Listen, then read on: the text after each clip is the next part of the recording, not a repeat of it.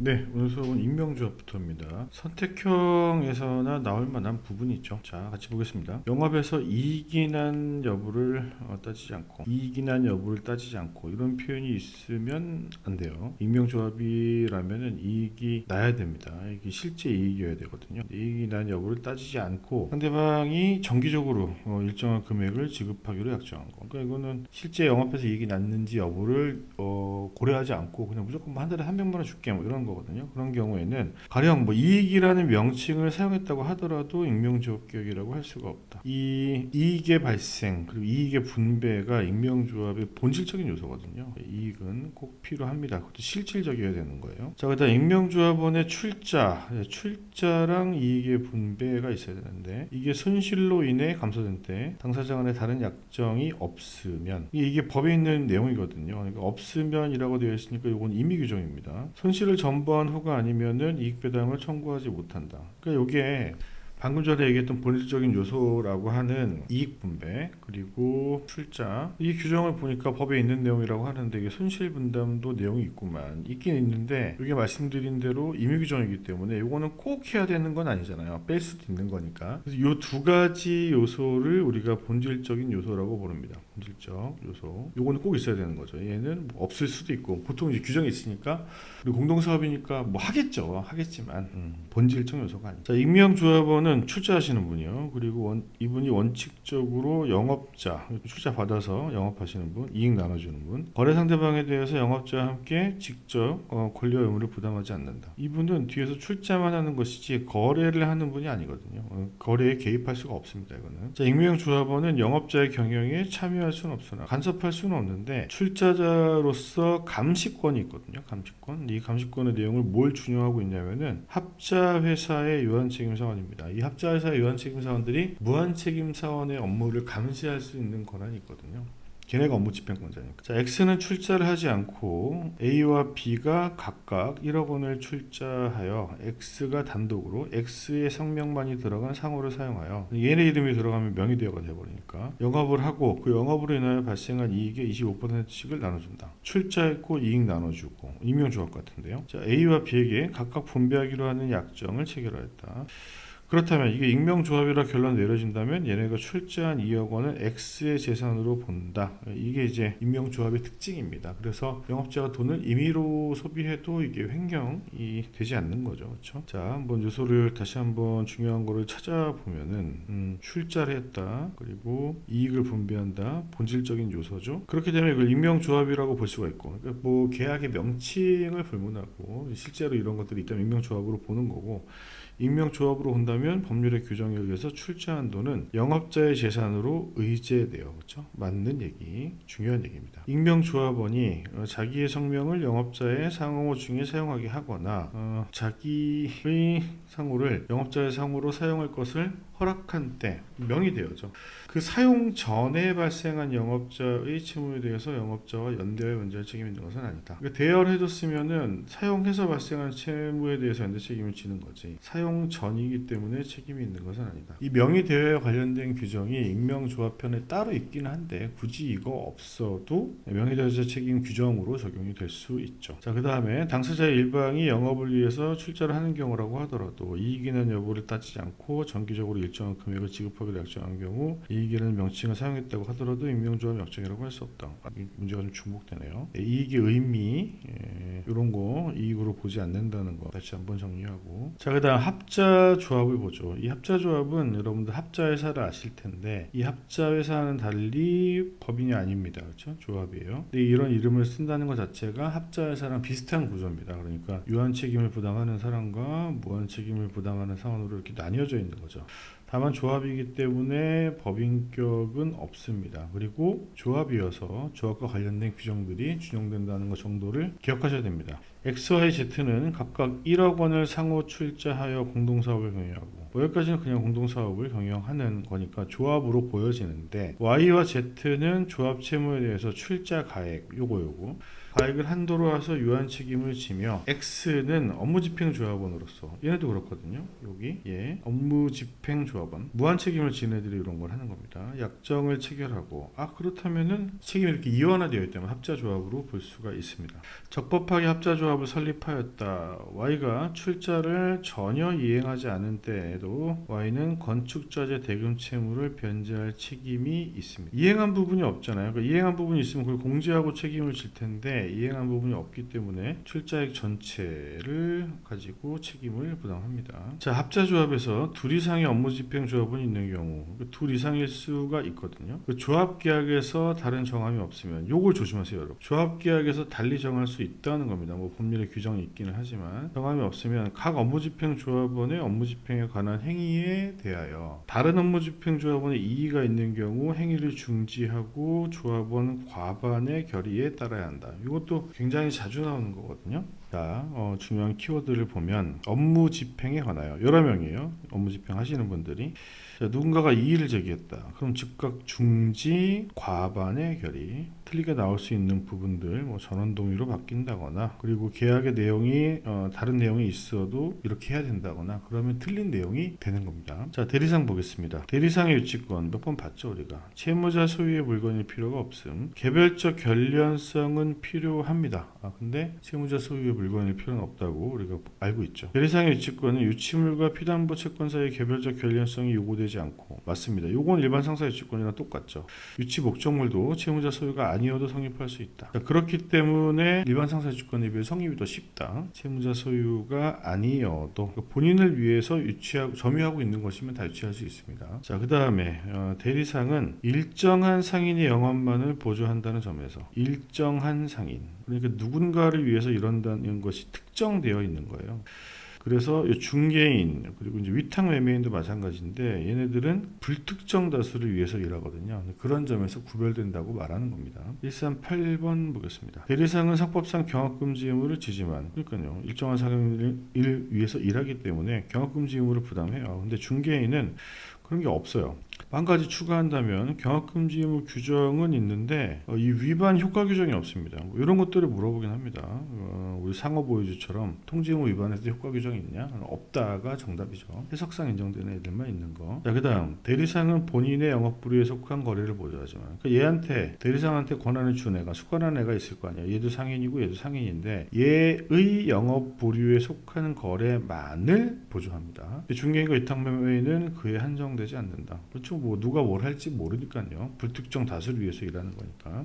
본인의 영업 부류에 속한 거래. 자, 그 다음 140번 문제 보겠습니다. 대리상의 본인은 반드시 상인이어야 하지만, 그러니까 얘도 일종의 쌍방적 상인이죠. 왜냐하면 얘도 상인, 대리상 자체도 상인이 대리를 하는 것이 영업인 사람이니까. 위탁매매인의 위탁자는 상인일 필요는 없지만, 만약에 위탁자가 상인이고 매수를 위탁한 경우에 적용되는 특칙들이 있죠. 자, 그 다음 대리상, 중개인, 위탁매매인 모두가 특별상사 유치권을 행사할 수 있는 것은 아니다. 얘랑 얘는 있거든요. 얘의 유치권이 얘의 유치권과 내용이 같아요. 근데 얘는 없어요. 자, 142번 보겠습니다. 판례는 상법상 대리상이 아닌 경우라도 대리상과 유사한 업무를 수행하였다면 92조의 2를 유추적용하여 보상 청구권을 행사할 수 있는 것으로 본다. 예, 맞는 지문이고 잘 나오는데 이 92조의 2가 보상 청구권이거든요. 대리상은 상인이기 때문에 약정이 없어도 당연히 보수 청구권이 있습니다. 이 보수 청구권에 더해서 보상 청구권이 인정됩니다. 그러니까 본인과의 관계가 끝나도 얘 때문에 계속 영업이 잘 되고 있으면은 보수 외의 적절한 보상을 청구할 수가 있는데, 대리상과 유사한 업무를 수행한다. 그러니까 예를 들면 이제 A 회사에 대리점이 있어. 대리점이. 근데 이 대리점이 우리가 명칭을 대리점이라고 하지만 여기서 물건을 사다가 이렇게 판단 말이에요. 그러면 매매가 두 번 일어나는 거죠. 이걸 우리가 대리상이라고 하지는 않아요, 법적으로. 자, 그렇지만 유사한 업무를 수행하고 얘가 잘해가지고 얘가 계속 이득을 보고 있다. 관계가 잘 끝났는데 여전히 이득을 보고 있다면 얘도 이 규정을 유추 적용해서 보상 청구권을 행사할 수 있는 것으로 보는 것이 판례의 태도다. 그렇죠? 자, 중개업. 비상인 간의 거래를 영업으로 중개하는 자는 상법상의 상인은 될 수 있으나 상법상의 중개인은 아니다. 그렇죠. 비상인 간의 거래. 그러니까 내가 중개하는 사람 양 당사자가 둘 다 상인이 아니고 걔네들은 상의가 안 돼. 그거를 중개하는 사람을 우리가 중개인이라고 부르진 않아요. 상인은 될 수 있다. 그렇죠. 이게 중개 행위가 46조에 들어가기 때문에 상인은 될 수 있어요. 근데 지금 우리가 상위 각측에서 말하는 중개업에 들어가려면 내가 이제 가운데 있고 A와 B가 거래하는 걸 내가 중개하잖아요. 그럼 둘 중에 하나에게는 그 거래가 상행위가 되어야 합니다. 그래야 여기서 말하는 중개업이에요. 자, 이것도 되게 잘 나오는데 중개인이 중개한 행위에 관하여 겸품을 받은 때에는 중개한 계약이 이행이 완료되고 분쟁이 발생하지 않을 것이 확실하게 된 때 더 이상 이를 보관하지 않아도 된다. 자, 여러분 뭘 보관하는 거냐? 견품을 받은 때 이걸 보관을 언제까지 해야 되느냐는 거거든요. 근데 행위가 완료된 때라고 표현하고 있지만 해석상 더 이상 분쟁이 발생하지 않을 것이 확실하게 된 때예요. 그러니까 뭐 예를 들어서 계약이 체결된 때까지 해야 된다, 보관해야 된다. 그럼 틀린 겁니다. 자, 요 표현을 꼭 기억해 두시기 바라고. 자, 그 다음에 중개인은 계약서 말고 결약서라는 서면을 만드는데 이 교부 절차가 종료하면 보수를 청구할 수 있으며. 그렇죠. 계약이 체결된 시점이 아니에요. 계약이 체결된 시점이 아니고 중개인이 이걸 작성해서 양 당사자한테 나눠줘야 되는데 요걸 줬을 때 청구할 수 있다는 걸 기억하세요. 요게 아니라는 거. 그리고 중개인의 보수는 균분하는 것이 원칙입니다. 원칙. 물론 예외가 있을 수 있죠. 자, 그 다음에 중개인이 일방 당사자의 청구에 의하여 그자의 성명 또는 상호를 상대방에게 표시하지 아니한 때, 일단 끊어볼게요. 자, 중간에 이제 중개인이 있는데 이걸 어디다가 표시 안 하냐면은 저기 위에 나와 있는 결약서 있죠. 결약서 나눠주는 거, 그리고 중개인 일기장이라는 게 있습니다. 이 결약서를 모아놓은 거예요. 여기도 표시 안 하고 여기도 표시 안 하는 거. 그럴 수 있는데 그렇게 표시를 안 하게 되면 이제 상대방 입장에서는 내가 누구랑 거래하는지를 모를 수도 있죠. 그때는 중개인에 대하여도 이행을 청구할 수 있다. 계약 당사자는 당연하고요. 자, 이행할 의무를 부담하는 겁니다. 계약 당사자가 되는 것은 아니다. 이런 거 조심하셔야 되겠죠. 그러니까 이행할 책임만 부담하는 거예요. 자, 그 다음 위탁 매매 여부로 넘어가겠습니다. 전자제품 생산업자인 갑은 위탁 매매인인 을에게 자신이 생산한 전자제품의 매도를 위탁하였고, 을은 그 실행으로 병에게 전자제품을 외상으로 매도하려고 한다. 을과 병 간에 이루어지는 위탁 매매의 성립 효력에 영향을 미치는 사실의 유무, 그 사실의 인지 여부는 을을 기준으로 한다. 왜 그러냐? 얘가 당사자이기 때문에 그래요. 얘가 위탁자죠. 제품 생산업자니까 얘도 상인이겠네요. 상인인데 얘한테 매매를 위탁하면 얘가 당사자가 되는 겁니다. 계약 당사자가 되는 거니까 거래에 관련된, 계약과 관련된 것은 얘를 가지고 하는 거예요. 얘는 자기의 명의로, 그러니까 이 매매 계약에서 발생한 효과의 귀속 주체가 되는 거죠. 다만 타인 계산으로 하는 거니까 이 위탁자의 계산으로 거래가 이루어질 뿐 얘가 당사자는 아니라는 거. 자, 그 다음에 전자제품 앞엔 똑같고요. 매도를 위탁하였고 외상으로 매도하려고 한다. 매매 계약을 체결한 후 매매 대금 채무를 이행하지 아니하면, 얘가 돈을 안 주면 이에 대해서 의뢰 귀책 사유가 없이도 특별한 약정이나 관습이 없는 한 매매 대금 채무를 갑에게 이행한 책임이 있다. 네, 얘가 이제 당사자로서 돈을 받아가지고 위탁자한테 줘야 되잖아요. 근데 얘가 이행을 하지 않으면 얘가 대신 이행할 책임이 있습니다. 이건 이제 이행담보 책임이라고 하는데 중요한 부분은 귀책 사유가 없이도 입니다. 요거는 법정 무과실 책임인 거죠. 그러니까 귀책 사유가 있는 경우에만 이런 표현이 나오면 틀리는 겁니다. 자, 149번. 앞엔 똑같고요. 만일 을에게 전자제품을 한 대당 50만 원에 매도하여 주도록 위탁하였으나 60만 원에 매도했다. 그러니까 고가 매도한 거죠. 고가 매도했다. 그러면 차익 10만 원이 남을 텐데 요거는 계산의 주체인 갑의 이익으로 하는 겁니다. 한 가지 이제 추가하자면, 만약에 이제 저가 매도, 저가 매수 남는 거죠. 요거는 이렇게 처리하면 되는데, 저가 매도, 고가 매수, 요거는 시키지 않은 일이죠. 시키지 않은 일이기 때문에 원칙적으로 무효입니다. 일종의 무권대리로 봐서 무효예요. 그러나 차액을 보상한 경우에는 유효가 됩니다. 위탁자에게 효력이 미치죠. 이것도 같이 기억해 두시면 좋을 것 같습니다. 자, 그리고 아까 익명조합과 좀 비교해 보셔야 되는데, 위탁 매매에 있어서 위탁물의 소유권은 위탁자, 위탁 매매인 또는 위탁 매매인의 채권자 간의 관계에서는 위탁자에게 귀속한다고 할 것이므로 맞죠. 특별한 사정이 없는 한 위탁 매매인이 판매 대금을 임의로 사용 소비한 때는 횡령죄가 성립한다. 그러니까 여기서는 횡령죄가 성립해요. 얘가 막 쓰면 누가 위탁 매매인이 막 쓰면. 자, 그런데 자, 여기 위탁자가 있고 위탁 매매인이 있고 거래 상대방이 있어요. 자, 이 경우에 있어서 거래는 얘네 둘 사이에서 이루어지는 겁니다. 그래서 얘가 뭐 매도를 위탁했고 매도를 해서 얘가 돈을 받아. 그러면 원칙적으로는 얘 돈이에요, 얘 돈. 근데 이제 이게 얘한테 너무 불리하니까 요런 특칙을 둔 거죠. 요런 특칙. 요 부분 여기서부터 여기까지 특칙을 둔 겁니다. 그러니까 요거는 예외적으로 법률 규정 때문에 인정이 되는 거예요. 이걸 얘가 막 써버리면은 횡령이 성립하도록, 그렇죠? 그렇게 되는 겁니다. 그래서 만약에 원칙대로 한다면 이제 얘 거거든요, 얘 거. 그 점을 조심하셔야 돼요. 그러니까 이 특칙이 없는 규정에 있어서는 원칙으로 돌아가야 됩니다. 예를 들어 이 위탁자의 채권자가 있겠죠. 위탁자의 채권자가 여기 집행을 할 수가 있느냐? 그건 안 됩니다. 왜냐하면 이 특칙에 그런 내용은 없거든요. 특칙이 없는 내용은 원칙으로 돌아가고 요거는 위탁 매매인의 소유가 되는 겁니다. 그래서 채무자의 재산이 아니기 때문에 얘 입장에서는 집행을 못 한다는 거 기억해 두시고, 자, 갑은 첨가물 시장의 위탁 매매상인 을에게 자신의 과선에 재배한 대추의 판매를 위탁하였고 을은 이를 대추 가공품 제조업자인 상인병에게 판매하였다. 을이 병에게 받을 판매대금 채권을 갑에게 알리지 않고 자신의 채권자에게 양도하였다면, 자, 아까 보셨다시피 누구도 걸리느냐? 위탁 매매인의 채권자도 걸립니다. 자, 그래서 얘한테도 누굽니까? 자신의 채권자, 위탁 매매인의 채권자의 입장에서도 이건 위탁자 거예요. 그러니까 이 위탁 매매인의 권리가 아닌 거죠. 무권리자가 양도했다면 선의 취득을 할 여지는 있죠. 무권리자로부터 취득한 거니까. 그런 특별한 사정이 없다면 무효죠. 무효. 매우 중요합니다. 한번 나왔고, 아까 이 문제의 응용이죠. 응용. 자, 이해가 안 되시는 분들은 꼭 그 제 카카오톡 아이디입니다. 이거 다 영어거든요. 이거. 카카오톡 아이디. 앞에 잘리네.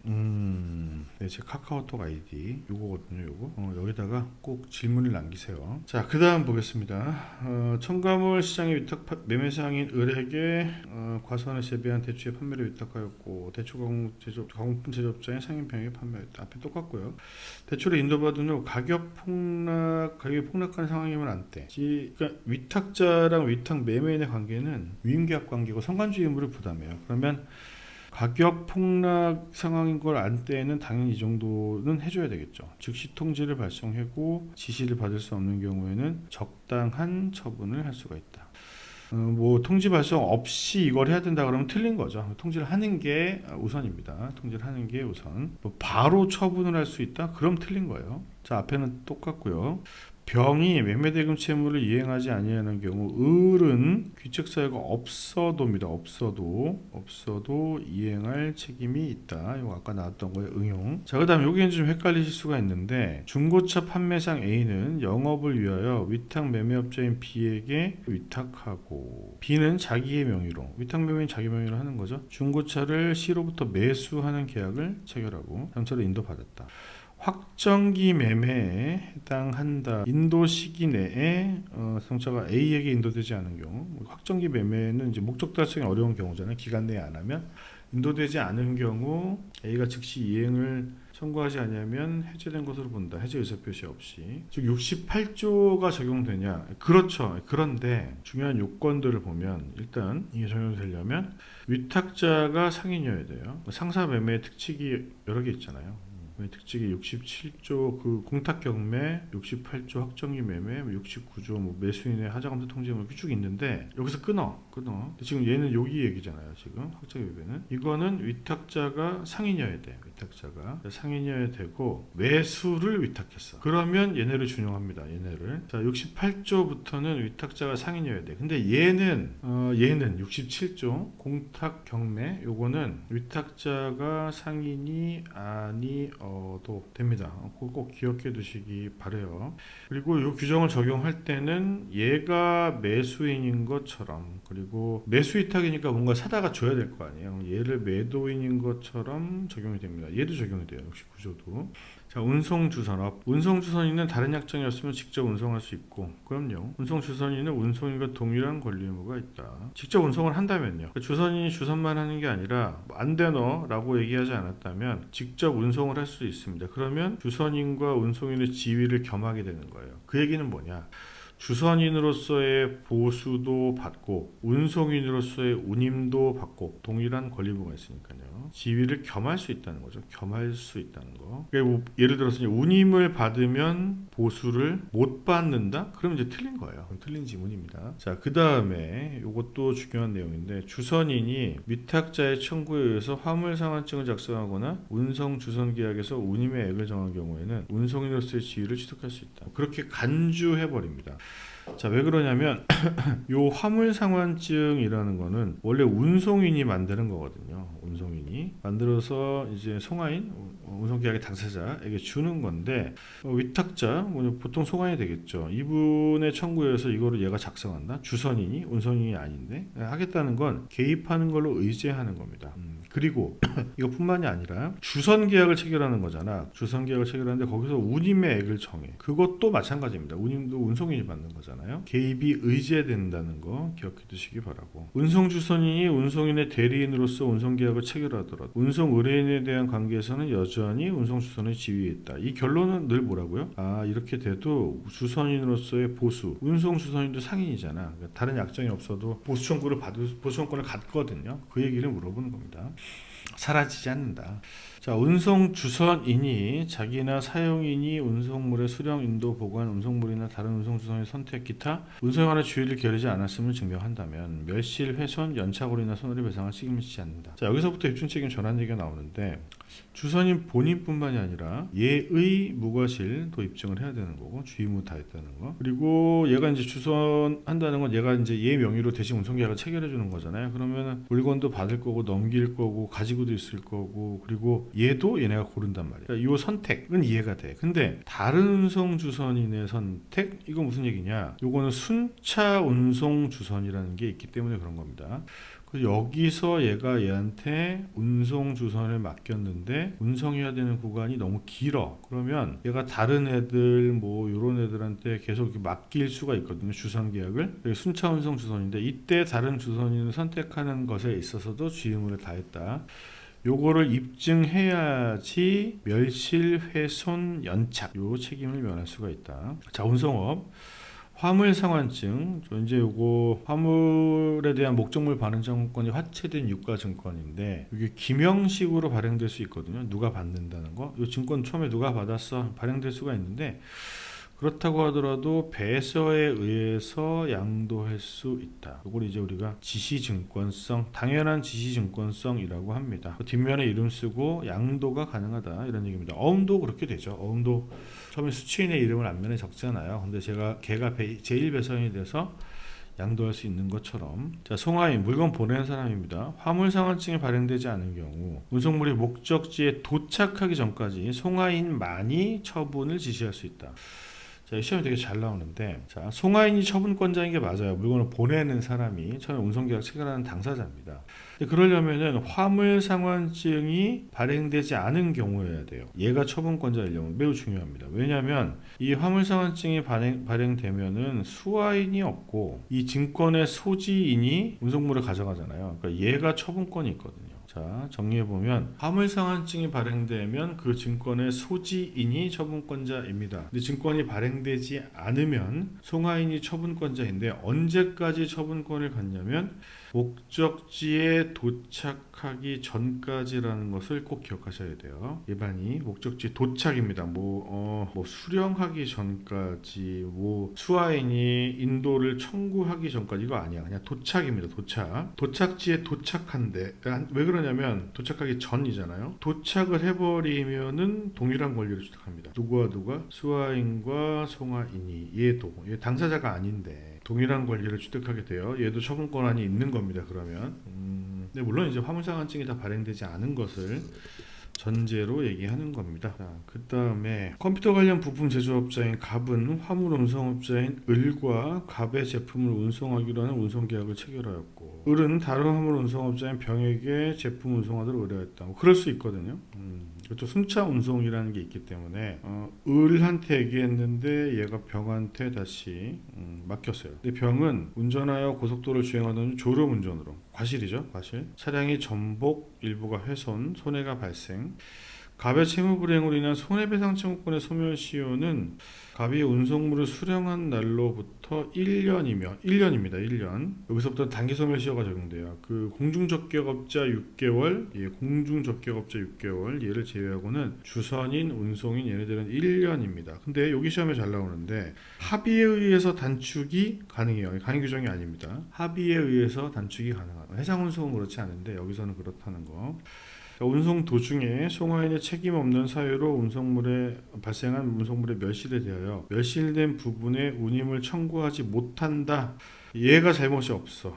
그렇다면 위험부담을 운송인한테 시키는 건데, 채무자 위험부담주의를 나타내는 것이지만 당연히 이것도 임의규정이기 때문에 별도로 약정을 하는 것도 가능은 합니다. 자, 그리고 채무불이행 요거 1년이라고 제가 소멸시효가 1년이라고 말씀을 드렸는데, 선의 악이 있는 경우를 제외하고 수화인이 운송물을 수령한 경우로부터 1개월, 자, 수령한 날로부터 1개월이 지나면, 1개월이 아니죠, 1년입니다. 1년. 수령한 날로부터 1년이 경과하면 소멸시효가 완성이 됩니다. 자, 그 다음 문제 보겠습니다. 갑은 A 운송회사와 수화인을 을로하여 컴퓨터 10대를 서울 순천까지 운송하는 계약을 체결하였다. 연착약관은 없었고 화물상환증은 발행되지 않았다. 전부 멸실되었다면 자기 또는 사유인이 운송물의 멸실 관련해서 주의를 게을리하지 아니하였음을 증명하여야 운송인이 증명을 해야 되는 거죠. 손해배상 책임을 면할 수 있다. 얘도 주선인과 똑같이 전환됩니다. 이 사람의 주의무에 대한 입증 책임도 부담하고, 이것도 중요한데 전부 멸실되었다. 그러면 도착을 못했겠죠. 근데 그렇게 되면은 인도 할날의 도착지의 가격만큼만 배상 책임을 부담합니다. 이 정액 배상을 한다는 거는 운송인한테 유리한 거거든요. 그래서 이 얘기는 특별 손해에 대한 청구를 못한다는 얘기입니다. 얘한테 유리한 것이기 때문에 만약에 얘가 악의라면은 모든 손해, 그러니까 이때는 특별 손해가 포함된 손해에 대한 책임을 부담하시는 거죠. 자, 고의중과실로 인하여, 그러니까요, 고의중과실로 전부 멸실된다면 모든 손해다. 모든 손해. 여기에는 특별 손해가 포함이 된다. 그전에는 안 된다. 자, 만약 운송 도중 발생한 컴퓨터 훼손이 즉시 발견할 수 있는 것이었는데 A 회사나 사용인이 훼손에 대해서 악의인 경우 유보 없이 컴퓨터를 전부 수령하고 운임 기타 비용을 지급하더라도 책임이 소멸하지 않는다. 원래 이제 그냥 유보 없이 받아버리면 얘가 악의가 아니라면 이렇게 유보 없이 수령하면 책임이 끝납니다. 근데 악의인 경우에는 책임이 소멸되지 않아요. 자, 그 다음 화물상환증의 효력에 대한 것인데, 송화인이 청구했고 운송인이 발행했어요. 그리고 운송물란에 컴퓨터 100대라고 적었습니다. 그러면 100대를 수령한 것으로 추정합니다. 적힌 대로 수령한 것으로 추정해요. 자, 그 다음 공중적격업자입니다. 상행이 마지막인데요. 공중적격업자 고객 사이에 임치가 성립하려면, 자, 임치가 되어야 얘의 입증 책임, 그러니까 얘가 입증을 해야 되는 상황이 되는 거죠. 입증 책임이 전환되는 겁니다. 아까 주선인과 운송인처럼. 그러면 공중적격업자가 자기의 지배영역 내에서 목적물의 보관에 채무를 부담하기로 하는 명시적인 약정이 있으면 당연히 임치약정이 있는 건데, 묵시적 합의도 인정을 합니다. 그래서 뭐 관리하고 있는 주차장에 차를 세웠다거나 이런 것들도 임치가 되는 거죠. 입증 책임이 전환되는. 자, 갑은 A호텔을 경영하는 숙박업자이다. 을은 투숙하면서 차량 출입을 통제하고 관리하는 호텔 지하청에 자신의 중저가 소형자동차를 주차하고, 이게 임치란 말이야. 명시적이지 않아도. 열쇠를 맡겼다. 뭐 더군다나 임치네요. 투숙 중 저가의 카메라를 자신의 객실에 있는 탁자 위에 놓아두었다. 도둑이 들어서 카메라 자동차 모두 도난, 손해. 자, 근데 요거는 맡겼죠. 요거는 맡겼고, 요거는 자기 객실에 놔뒀으니까 요거는 시설 내 휴대. 그리고 화재가 발생했다. 자, 비상벨로서 투숙객 보호를 위한 구체적인 의무를 다하지 않았다. 그래서 이분이 다쳤다. 자, 근데 여기서 끊어가지고 요 부분 있죠. 인적 손해가 발생하는 부분은 공중접객업자에 관련된 내용이 없어요. 그러니까 요거는 이제 민법에 따라서 할 일이고 민법에 따라서 고객 보호 의무로 해결을 해야 됩니다. 요거는 입증 책임이 전환되고 얘는 전환이 안 돼요. 전환이 안 된다는 것이 손해에 대한 책임을 지지 않는다는 얘기가 아닙니다. 자, 만약에 이 호텔에서 보관을 의뢰하지 않은 물건이 도난이나 손상 등에 대한 책임을 지지 않는다. 게시물을 부착했다. 이건 일방적인 거잖아요. 합의로 물론 배제할 수 있습니다만 합의가 아니기 때문에 배상 책임을 부담하지 않는 것이 아니다. 상법상 책임을 부담합니다. 그리고 갑이 을로부터 카메라를 임치받지 아니한 경우에도 얘네의 과실이 있다면 이 도난에 대한 책임이 인정이 됩니다. 물론 이제 이건 손배 청구하시는 분이 다 입증을 해야 되겠죠.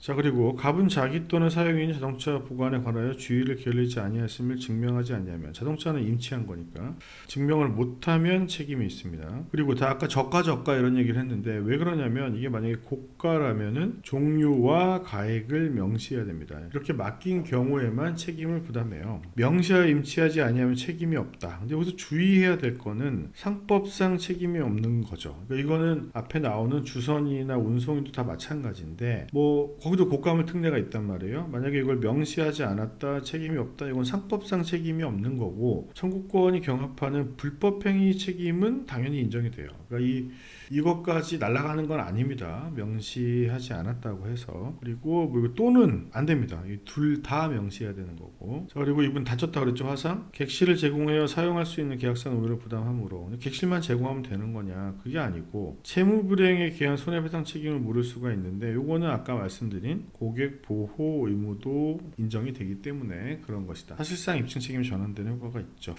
어쨌든 여관을 경영하고 있는 갑이 여관의 투숙객 을과 체결한 숙박계약은 객실에 관한 일종의 일체 사용을 위한 임대차 계약에 해당한다. 뭐 그렇긴 하지만 이런 의무까지 부담한다. 그냥 단순히 공간만 주면 되는 것이냐, 그렇게 보지는 않는다. 찾기를 맡겼다. 그러면 이건 임치에 합의가 인정된다고 보여지고, 주차 사실을 확인하지 않고 단지 주차의 장소만을 제공하는 경우, 부설 주차장, 출입을 통제하거나 확인하지 않고, 자, 그렇다면은 요거는 묵시적 임치가 안 될 수도 있죠. 그러니까 관리가 안 되는 주차장에 차를 세웠다는 건 임치가 안 될 수도 있어요. 근데 주차한 뒤에 열쇠를 맡겨 보관을 위탁하였다면 이건 임치가 인정이 됩니다. 자, 다시 정리하면 관리하는 주차장은 묵시적 임치가 맞아요. 근데 관리가 안 되는 그냥 주차 공간을 제공한다, 이건 임치가 아닐 수도 있거든요. 근데 이분은 키를 맡겼기 때문에 임치 합의가 있다고 인정을 해야 될 겁니다. 금융익수업이랑 가맹업은 주문 내용 그대로니까 한번 이거 풀어보시면 되겠고요. 또 녹화하다가 또 날아갈까봐 좀 걱정이 돼가지고 다음 영상부터는 이제 회사법에 대한 지문을 설명하도록 하겠습니다. 자, 이것으로 상총 상행위에 대한 정지문 설명을 다 마쳤습니다. 다른 영상에서 다시 뵙겠습니다.